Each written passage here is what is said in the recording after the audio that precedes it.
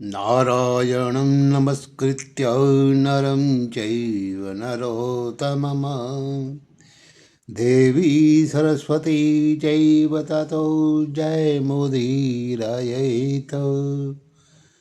सारे संसार के कर्ता श्री भगवान विष्णु, माता लक्ष्मी और देवी सरस्वती तथा श्री देवगुरु बृहस्पति जी के चरण कमलों में नमस्कार करके मैं इस माघ मास महात्म्य के 12वें अध्याय की कथा जो है आपको सुनाता हूँ। सो आप ध्यान देकर इस पूर्ण कथा को सुना करें। जी, माघ मास का जो महीना है बहुत ही धार्मिक, पुण्यदायक और पवित्र मास है। इस मास में जो है मकर संक्रांति कल और खटतिला एकादशी और अर्ध कुंभ का संगम हो रहा है। इसलिए इस मास में स्नान का बहुत ही महत्व है और खिचड़ी, तिल, चावल, फल फ्रूट, गर्म वस्तु, कपड़े, ये सब वस्तुएं ब्राह्मणों को दान देने का भी बड़ा ही महत्व है।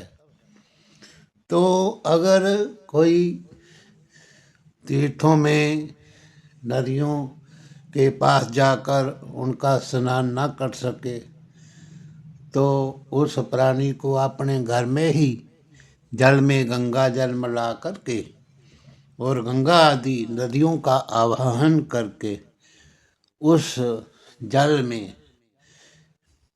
आवाहित करके मंत्र जाप करे, मंत्र पढ़े और प्रार्थना करे कि हे गंगा आदि नदियों, हमारे इस स्नान के जल में आकर के सम्मिलित हो जाओ ताकि हमें पुण्य तीर्थ के जाने के वहाँ जाके स्नान करने का फल जो है प्राप्त हो सके। तो मंत्र इस प्रकार है। पुष्करादीनि तीर्थानि गंगादया सरितस्तथा आगच्छन्तु पवित्राणि स्नानकाले सदा मम। हरिद्वारे कुशावर्ते बिल्वके नीलपर्वते स्नात्वा कण्खले तीर्थे पुनर्जन्म न विद्यते। अयोध्या, मथुरा, माया, काशी, कांची, अवंतिका, पुरी, द्वारावती, ज्ञेय, सप्तैता मोक्षदायिका, गंगे च यमुने चैव गोदावरी सरस्वती नर्मदे सिंधु कावेरी जलेस्मिन् सन्निधिं कुरु। तो इस तरह गंगा आदि नदियों के आवाहन का मंत्र पढ़कर आवाहित करे और उस जल से स्नान करके शुद्ध हो जावे और सुंदर वस्त्र, साफ सुथरे वस्त्र धारण करके इस माघ मास के महात्म्य की कथा जो है श्रवण करे।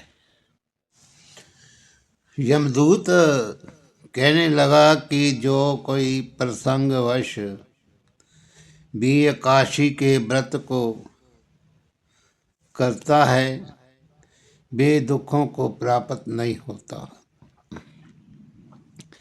और इस मास की दोनों एकादशियों भगवान पद्मनाभ के ही दिन हैं।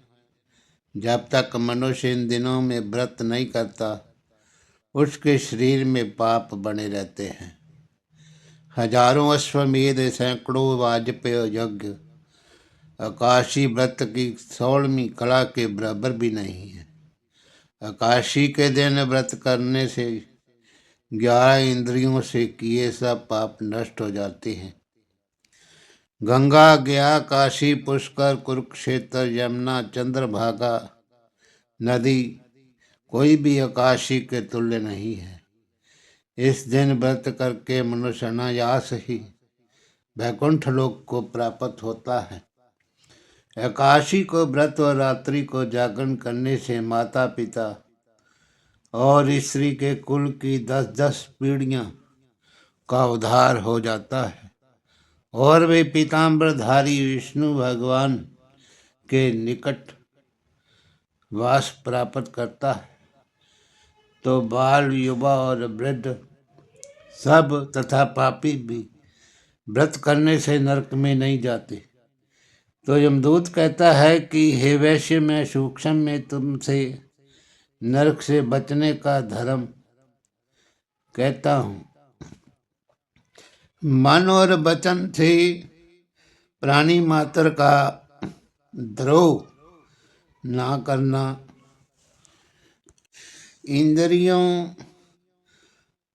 इंद्रियों से जो है अपने वश में रखना और शुभ कर्म करना, दान देना, भगवान की सेवा करना, नियम पूर्वक वर्णाश्रम धर्म की पालना करना, इन कर्मों की करने से मनुष्य नरकों में जाने से बचा रहता है। तो स्वर्ग प्राप्त करने की इच्छा से मनुष्य गरीब भी हो तो भी जूता, छतरी, अन्न, दान, जल कुछ न कुछ उसे दान देते रहे। और दान देने वाला मनुष्य कभी भी यम की यातना नहीं देखता तथा दीर्घ आयु और धनी होता है। बहुत कहने से भी क्या, धर्म से ही मनुष्य बुरी गति को प्राप्त होता है। मनुष्य सदैव धर्म के कार्यों से ही स्वर्ग को प्राप्त कर सकता है। इसलिए बाल्यावस्था से ही धर्म के कार्यों को करने का अभ्यास जो है करना चाहिए। हरि ओम तत्सत। नमो नमः। कृष्णाय वासुदेवाय हरे परमात्मने प्रणताय क्लेशनाशाय गोविंदाय नमो नमः।